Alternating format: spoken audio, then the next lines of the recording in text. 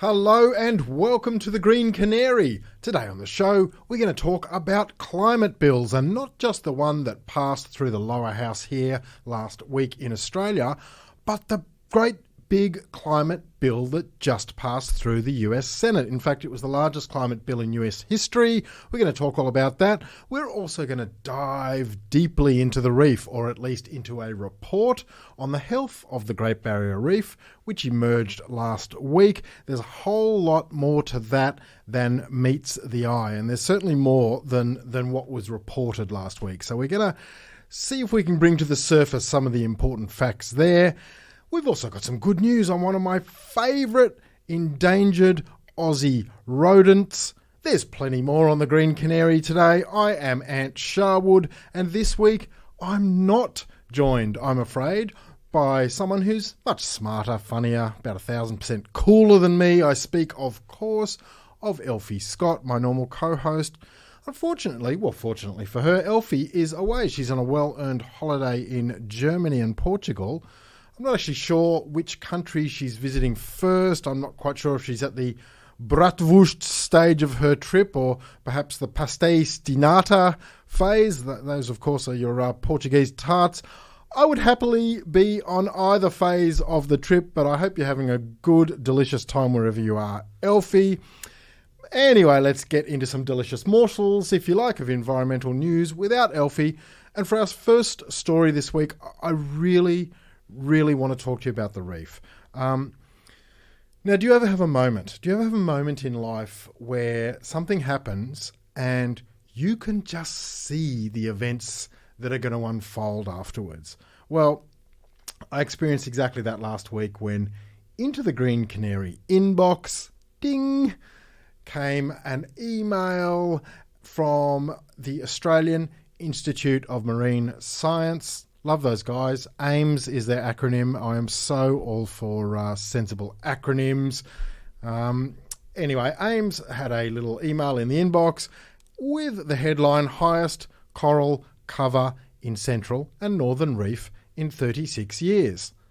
So I saw that, highest coral cover in 36 years. Doesn't matter where, it was just in bits of the reef, but most amount of coral in 36 years. And you just knew what was going to happen. You just knew that certain media outlets were going to do certain things with it. I'll get there in a sec. Let's just talk about some of the material that was in that initial press release. It said, the Northern and Central Great Barrier Reef have recorded their highest amounts of coral cover since the Australian Institute of Marine Science, or AIMS, began monitoring 36 years ago. It went on to say that, coral cover in the region north of Cooktown had increased to 36%, up from 27% a year ago. There are a bunch of stats like that. Coral cover further south had actually declined from 38 to 34%, but there was more increased coral in the northern bits than there was decline in the southern bits. The AIMS statement went on to say that these results, especially in the north and central regions, are a sign that the reef could still recover. Now, as I say, you knew certain media outlets would seize upon that as news that all the climate scaremongering, as they see it, over the reef was, exactly that, scaremongering. I'm not going to name those outlets. That is what they want. They do not get the oxygen they crave.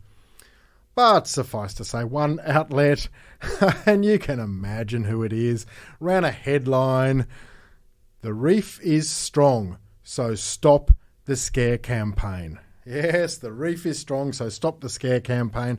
And you can probably guess who wrote it as well, but I'm not going to glorify these people. So, the reef is strong, so stop the scare campaign. Well, is the reef strong? Here's the thing, because as I say, this press release contained more than met the eye.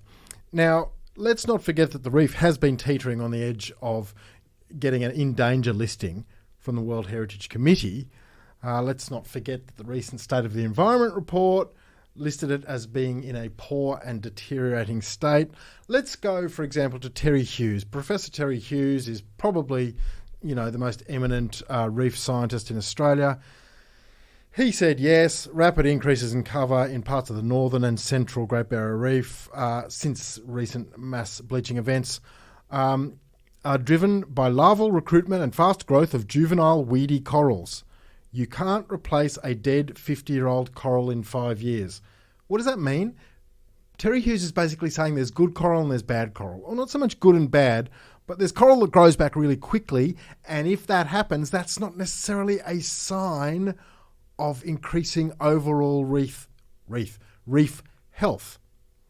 This was also a point made really well by Zoe Richards. She's a senior research fellow at Curtin University, and she has studied reefs all around the world, Marshall Islands, the Andaman Islands, the Kimberley, you name it. She has done reef work there.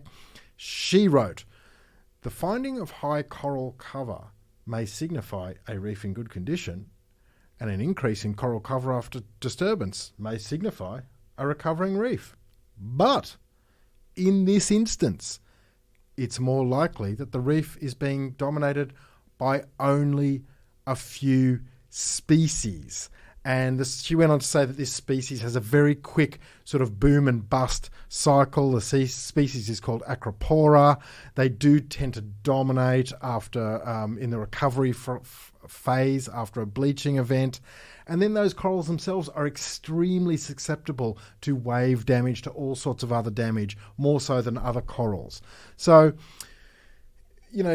she went on to this is Zoe Richards from Curtin University, went on to, I think, give the best analogy of where the current state of the reef health is at. She said, look, when a forest recovers from a bushfire, you see really, really quick growth, and you go, wow, there's way more growth really quickly. That doesn't mean the whole forest and its biodiversity has returned. That takes decades, not months or years. A similar situation is occurring on the reef. So even though in raw numbers, the amount of coral in some parts of the reef is at its high point in 36 years, which is the monitoring period, overall, a very, very, very cautious picture is being painted. And it's even being painted in the very press release which came out. You only had to go down about 6 paragraphs to see all sorts of dire warnings about future disturbances that can reverse the observed recovery in a short amount of time. So bottom line, this was a middle story. It wasn't good news, it wasn't bad news. It was sort of slightly optimistic news, heavily tempered by caution. It was reported by certain outlets as reef scaremongering, has been misplaced. Not the case at all. Here endeth the sermon, and I think we should transition into our second story. It's around about at this point I'd normally throw to Elfie. Give my voice a rest. Elfie, what's happening next? She's not there. It hurts me, it hurts you. So I'll do it myself.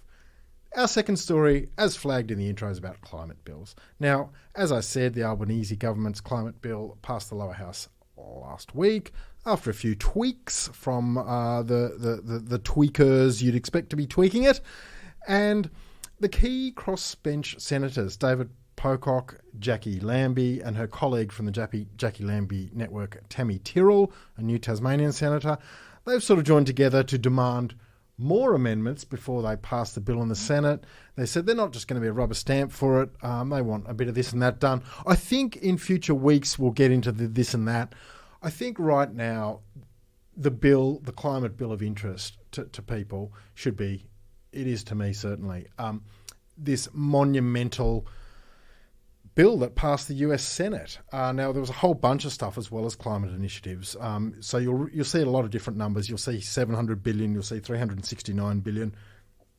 I believe 430 billion is the amount that was attached in this bill to fight climate change. It really was an extraordinary moment to see this go through the US Senate overnight, over the weekend. And I want to throw to our expert in a minute and get some perspective on this. But I just want to give you a little bit of history, a tiny bit of historical backstory. I'm going to quote you from a paragraph I really enjoyed this week. It came from the Weekly Planet. That's a newsletter I received from The Atlantic. That's the masthead of the Atlantic, the publication, not the ocean. The ocean does not write to me. Anyway, I get the Weekly Planet from the Atlantic. In it this week I read, climate change was born as a modern political issue in the United States Senate. On a hot June day in 1988, senior NASA scientist James Hansen warned a Senate committee that global warming, which was previously only a hypothesis, was now not only real, but was underway. It is time to stop waffling, Hansen said. The greenhouse effect is here. And James Hansen is still here too. He's 81 these days. He teaches at Columbia University. He's sort of regarded as the godfather of climate science. But the really interesting thing to all that background is, as I said, that was 1988 when he stood up in the Senate in the US and said that. George Bush, the first George Bush, who took the presidency in 1988, sometime shortly afterwards, said, "We will combat the greenhouse effect." So he was taking it seriously. He said, "We will combat the greenhouse effect with the White House effect." Yes, he did. A Republican president said, "We, in the halls of power, will take this threat seriously and legislate accordingly." Now, I'm going to have to do some quick maths. 2022, 1988, that was 34 years ago. Well, it only took us 34 years. It's not too bad. Could have taken longer. So, why now? Why do we finally have meaningful legislation? What's in that legislation? I put these and some other questions to Associate Professor David Smith of the University of Sydney. He's an expert in all things American. He's an author of books on things American. I hope you'll agree. He's a really interesting, knowledgeable, vibrant, terrific person to speak to. Let's roll our interview with David Smith. So, Associate Professor David Smith of the University of Sydney, what just happened in America? So, this climate package came as part of a bigger bill that was trying to achieve all kinds of long-delayed aims of the Democratic Party. So there were also things in there about making a minimum corporate tax of 15%. There was also something in there about allowing the US government to negotiate with pharmaceutical companies over Medicare.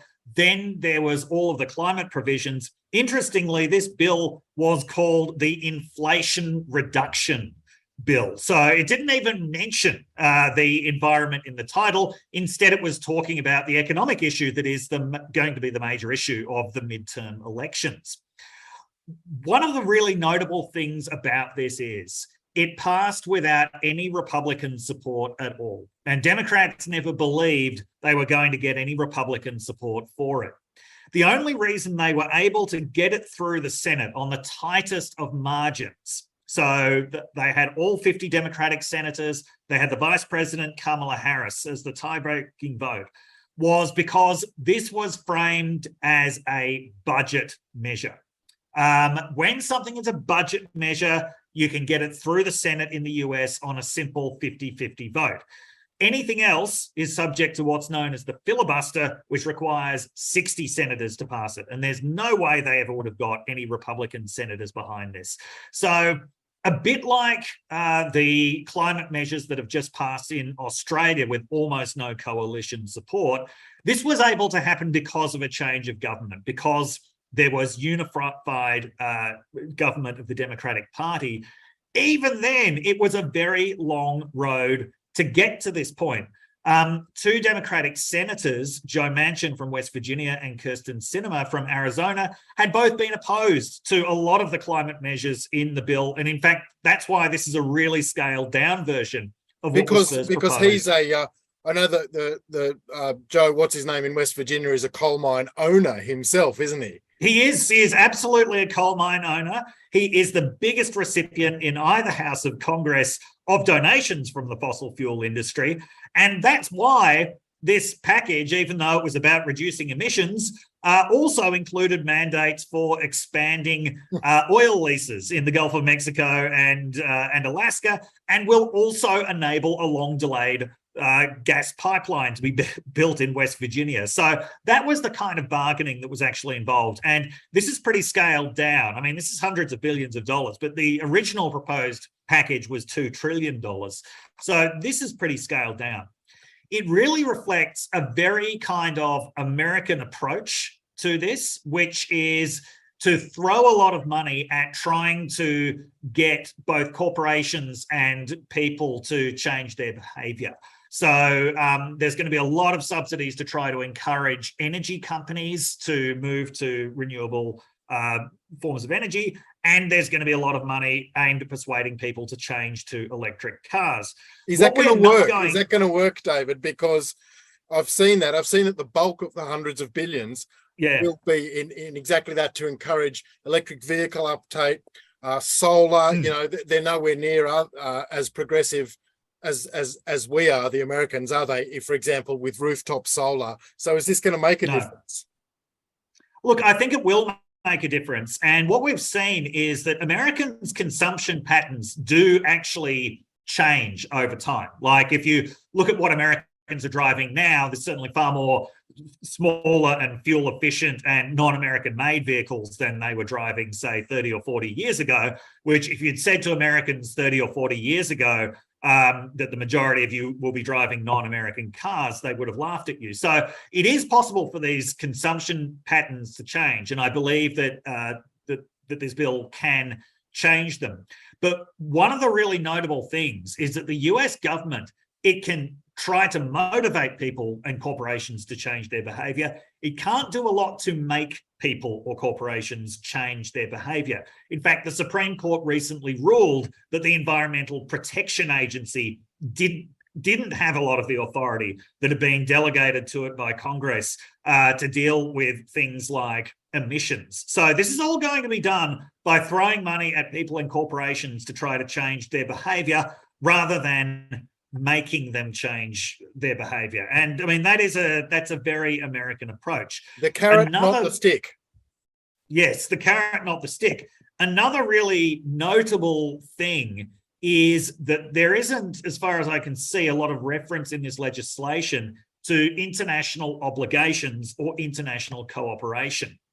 And that's something that really, the idea of making America conform to international standards is something that generates a lot of opposition in the US. If anything, this actually gets people's backs up more than just the sort of fact of climate change itself. According to research that I did with some researchers based in the US a few years ago, for example, we were looking at conservative evangelical Christians. We found that the majority of them actually agreed with the science around climate. What they didn't agree with was making the United States conform to international obligations about it. They were very suspicious of that. So that's another thing that is reflected in this bill, that it's all about, let's use our internal power to change our own behavior.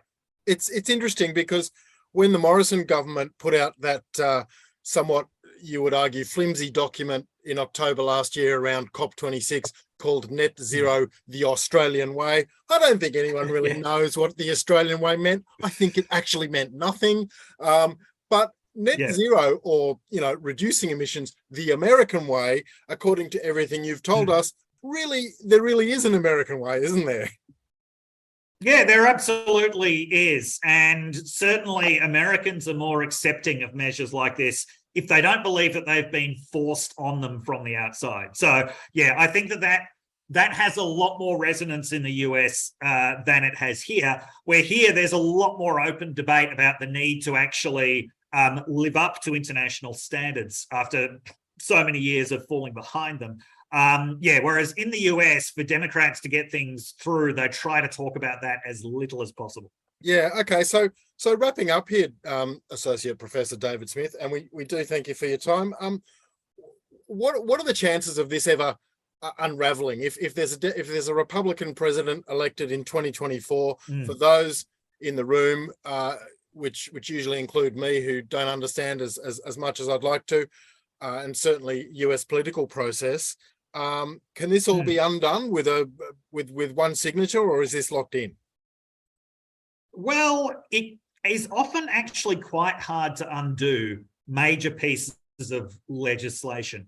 And the reason is that pieces of legislation like this, where this much money is being spent, they quickly develop entrenched constituencies of people who've got an interest in them. So if Republicans get into power, say Republicans have unified control of government in 2024, by then there'll actually already be numerous businesses who've been doing their planning based on the assumption that they're going to be getting these subsidies. So it will actually be a little bit difficult to undo this, because then they'd be taking money away from people who are expecting to get money. So it's probably not just going to be undone at the stroke of a pen. Something kind of similar to this was when President Obama got the Affordable Care Act through, known as Obamacare. Even though Republicans wanted to dismantle that, certain provisions in that became very popular very quickly because they were making healthcare more cheaply available to people. So instead, they tried to sort of chip away at it around the edges, attacking the unpopular provisions first. That is probably what would happen with this. They'd be trying to chip away at the edges of it. There's also the possibility that there'll be legal challenges to this, so that state governments in particular may well try to take the federal government to court, saying that Congress has overstepped its authority here in some way. That's what I would expect. So I wouldn't expect to see a rapid reversal of this, but we could certainly see a lot of chipping away at the edges of it. It's America. There's always a legal case over everything in America. Of course there is, yes. David, that's another thing that is the American way, yes. Indeed. Thank you, David, so much for coming on the Green Canary today. My pleasure. Well, I just think that David Smith is my new hero. That is Associate Professor David Smith of the University of Sydney. Absolutely just gave us so much interesting information there. Thank you, David, on the whole situation, how it worked, how the bill came into being in the first place, and why it was sort of packaged up with a bunch of other stuff. So I hope that helps you all understand what happened in America. It's a good day. It's a good week in our two countries that, even with all the little ribbons and bows, some of which are undesirable, we are getting moving on climate action. Let's transition into mulch, the little bits and pieces kind of stories at the end of our podcast. And there's something that caught my eye that really rams home from the US perspective exactly why climate action is important there. I mean, it's important for 1,000 different reasons, but I read a piece on Bloomberg Green, which is another one of those things you should really subscribe to, about the deteriorating snowpack in California. Just an incredible story. And, when you think about California, I don't know, what do you think of? Hollywood, Silicon Valley, wine, you name it, the Sierra Nevadas, I don't know. But so much of what we think of as California relies on water. The water that comes from snow. This piece in Bloomberg was beautifully written. The Western US is an empire built on snow, and that snow is vanishing, it said. It said that the mountain snowpacks in the Sierras and in the Western USA have shrunk on average by 23%. Since 1955. They reckon that if the trend continues, California could lose as much as 80% of its peak snowpack by water volume. Here's the reason why snowpack is so important in countries that are lucky enough to have it. It's like a reservoir. It's like a big frozen reservoir, and it drip feeds right when you need it in the summer, in the spring and into summer. If that snowpack is not accumulating in the first place, it completely undermines so much infrastructure. There was something in the piece about almond farms. Did you know that California makes 80% or grows 80% of the world's almonds? I didn't know that. But, here it comes, the pun of the week. You would have to say that if we have water issues with the California almonds, they are going to cost an almond a leg. I'm so sorry about that. I'm about to go. Let me just give you one more little bit of mulch, one more little thing that crossed my desk this week. absolutely loved it. The broad-toothed rat. Woohoo for the broad-toothed rat. It has been found in Wilson's Promontory National Park, down there at the sort of bottom end of Victoria. Now, for the first time in 32 years, they found the broad-toothed rat there. The broad-toothed rat is a ridiculously cute thing. I was lucky enough to see one at Smiggen Holes in the New South Wales snowfields of all places just back in June, a couple of months ago. They actually live in the Kosciuszko National Park, and throughout the high country on Australia's mainland. One of their enemies is, of course, the Brumbies. Now, you know I wrote the book The Brumby Wars, if you've been a long time listener to the pod. The broad-toothed rats scurry through these little tunnels of grass, of sort of thatched, lovely thick grass. The Brumbies eat that grass. They then have no defence against predators who just swoop on them. So whether it's too many predators or, herbivores eating their ground cover or just overdevelopment or 1,000 different reasons, broad-toothed rats, which really are cute. They don't look like horrible rats. They're beautiful rats. They're under all sorts of pressure in all sorts of places. So the fact that they have been found at the prom is really, really good news for all of us. And I think that'll just about do us this week. We like to end on something positive, and we like to end on an acknowledgement by paying our respects to the traditional owners of the land on which this pod is recorded. That, of course, is the Gadigal people of the Eora Nation. We'd like to pay our respects to elders past, present and emerging, and acknowledge that this land was stolen, never ceded. Before we go this week, as every week, I'd also like to remind you to email hello@thegreencanary.co. We're about to have a page where you can just go click and subscribe. But for now, please email hello@thegreencanary.co to subscribe to the weekly newsletter, which comes out Wednesday. You can chat to us at Green Canary Pod on Twitter, and you can say hello to us at Green Canary Media on Instagram. We shall see you in the newsletter this Wednesday and here on the pod next week. My voice is a little croaky. I've had a bit of flu anyway, and without Elfie here, I've been doing double the talking, so I'd better go. But thank you very much for listening. We'll catch you next week. Bye.